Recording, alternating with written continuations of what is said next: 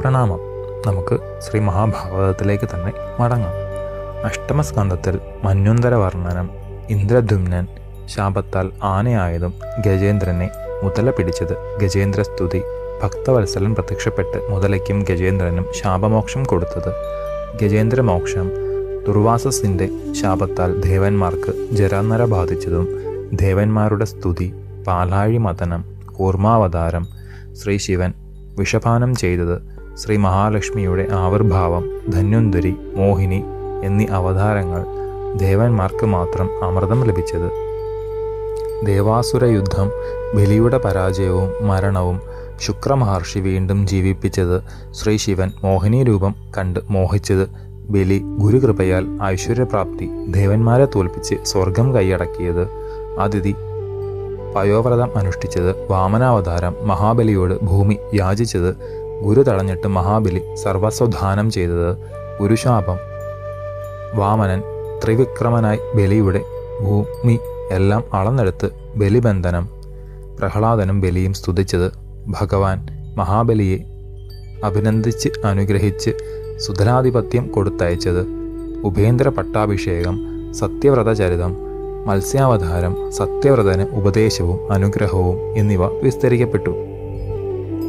നവമസ്കന്ധത്തിൽ സൂര്യവംശവിസ്താരം. മനുപുത്രന്മാരായ സുദ്യുമ്നൻ, ശർയാതി, നഭകൻ എന്നിവരുടെ ചരിതം. അംബരീഷന്റെ കൃഷ്ണഭക്തി. ദ്വാദശീവ്രതം. ദുർവാസസ് കോപിച്ച് കൃതയെ സൃഷ്ടിച്ച് അംബരീഷവധത്തിനയച്ചത്. വിഷ്ണുചക്രം കൃത്രയെ നശിപ്പിച്ചിട്ട് ദുർവാസസിനെ ഓട്ടിച്ചത്. മഹർഷി ബ്രഹ്മാവിനെയും ശ്രീ ശിവനെയും ആശ്രയിച്ചിട്ട് രക്ഷ കിട്ടാതെ ശ്രീഹരിയെ ശരണം പ്രാപിച്ചതും. ശ്രീഹരി ഭക്തമാഹാത്മ്യം പ്രകീർത്തിച്ചിട്ട് അംബരീഷിനെ അഭയം പ്രാപിക്കാൻ ഉപദേശിച്ചതും.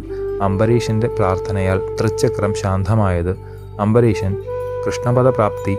ഇക്ഷാകു, സൗരഭി, മാന്ധാത, ത്രിശങ്ക, ഹരിശ്ചന്ദ്രൻ, സകരൻ, ഭഗീരഥൻ, ഖഡ്വാങ്കൻ എന്നിവരുടെ ചരിതം. ശ്രീരാമാവതാരം. നിമിചരിതം. ചന്ദ്രവംശത്തിൽ ബുധൻ, പുരൂരവസ്, വിശ്വാമിത്രൻ, ജമദഗ്നി എന്നിവരുടെ ചരിതം. പരശുരാമാവതാരം. യയാതി, പൂരു, ദുഷ്യന്തൻ, ഭരതൻ, ധാനശൂരനായ രന്തിദേവൻ, ശന്തനു എന്നിവരുടെ ചരിതം. കുരുവംശ യദുവംശ വിസ്താരവും പറയപ്പെട്ടു. ദശമസ്കന്ധത്തിൽ ദേവകീ വിവാഹം. അശരീരി വാക്ക്. കംസൻ ദേവകിയെ വധിക്കാൻ ഭാവിച്ചത്. വസുദേവരുടെ നീതിവാക്യം. ദേവകിയുടെ 6 പുത്രന്മാരെ കംസൻ വധിച്ചത്. ബലഭദ്രാവതാരം.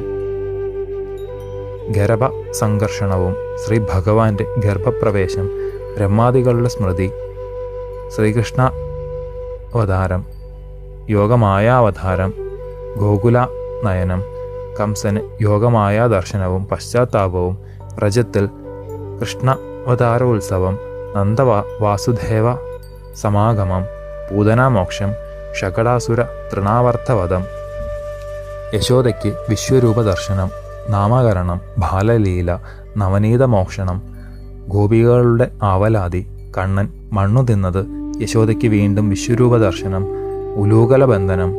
നളകൂപരമണിഗ്രീവന്മാർക്ക് ശാപമോക്ഷം. അവരുടെ സ്തുതി. വൃന്ദാവനഗമനം. വത്സ ഭഗവതം. അഘാസുരവധം. വനഭോജനം. വത്സസ്തേയം. ഭഗവാൻ വത്സങ്ങളായും ബാലന്മാരായും 1 വർഷം കഴിച്ചത്. ബ്രഹ്മമോഹം. ബ്രഹ്മസ്തുതി.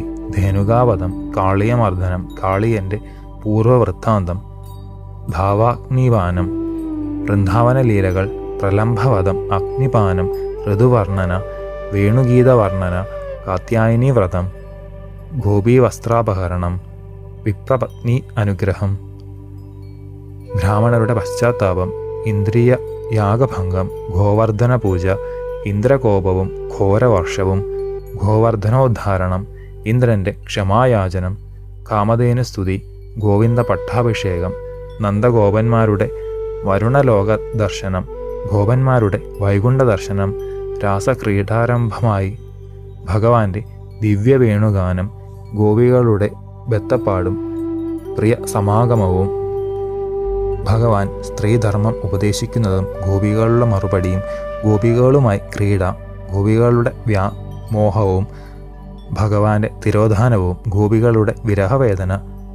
കൃഷ്ണാന്വേഷണം. ഗോപികാഗീതം. മന്മഥ മന്മഥദർശനം, രാസക്രീഡ, സുദർശന ശാപമോക്ഷം, ശങ്കചൂഡവധം, യുഗളഗീതം, അരിഷ്ടവധം, നാരദ കംസ സമാഗമം, അക്രൂരദൗത്യം, കേശിവധം, നാരദസ്തുതി, വ്യോമവധം, അക്രൂരന്റെ ഗോകുലയാത്രയും മനോഗതവും, ഭഗവത് ദർശനം, ഭക്തനെ പ്രഭു സ്വീകരിച്ചത്, ഗോപികളുടെ വിരഹവിലാപം, മധുരയാത്ര, അക്രൂരന് യമുനയിൽ വൈകുണ്ഠ ദർശനം, അക്രൂരസ്തുതി, മധുരാപ്രവേശം, രജകവധം, വായകനും സുധാമാവിനും അനുഗ്രഹം, സൈരന്ധ്രിയുടെ കൂന് നിവർത്തി സുന്ദരിയാക്കിയതും, ധനുർഭംഗം, കംസൻ ദുർനിമിത്തങ്ങൾ കണ്ടത്, കുവലയാപീഠത്തിൻ്റെയും അംബഷ്ടൻ്റെയും വധം, മല്ലരംഗപ്രവേശം, മല്ലയുദ്ധവും വധവും, കംസവധം, ഉഗ്രസേനനെ രാജാവാക്കി വാഴിച്ചത്, ദേവകീ വസുദേവന്മാരെ പുത്രസ്നേഹമോഹിതരാക്കിയത്, നന്ദഗോപരും ഗോപന്മാരും വിരഹവേദനയോടെ മടങ്ങിപ്പോയത്, ഉപനയനാദി സംസ്കാരങ്ങൾ, ഗുരുകുലവാസം, ഗുരുപുത്രനെ യമലോകത്തു നിന്നും കൊണ്ടുവന്ന് ദക്ഷിണ ചെയ്തത്, ഉദ്ധവ ദൗത്യം, നന്ദഗോപരുടെയും യശോദാദേവിയുടെയും കൃഷ്ണവിരഹ താപം, ഗോപികളുടെ വിരഹ വിലാപം, ഭൂമരഗീതം, ഗോപികളുടെ ഉത്കൃഷ്ട ഭക്തിഭാവം കണ്ട് ഉദ്ധവർ അത്ഭുതസ്തബ്ധനാകുന്നത്, ഗോപികളെ കൃഷ്ണ സന്ദേശം അറിയിച്ച് സാന്ത്വനപ്പെടുത്തുന്നതും ഉദ്ധവരുടെ ഗോകുലവാസം, ഗോപീപാദധൂളിയെ നമസ്കരിച്ച് വാരി ശിരസിൽ അണിഞ്ഞത്, സൈരന്ധ്രിക്കും അക്രൂരനും അനുഗ്രഹം, അക്രൂരസ്തുതി, അക്രൂരനെ ഹസ്തിനാപുരത്തേക്ക് അയച്ചത്, ധൃതരാഷ്ട്രർക്ക് അക്രൂരൻ്റെ ഉപദേശം എന്നിവ പൂർവാർത്ഥത്തിൽ വിസ്തരിക്കപ്പെട്ടു. ശേഷം ചരിതം നമുക്ക് അടുത്ത ഭാഗത്തിലൂടെ കാണാം. ഗുരുപാദങ്ങളിൽ സാഷ്ടാംഗ പ്രണാമത്തോടെ നമസ്കാരം.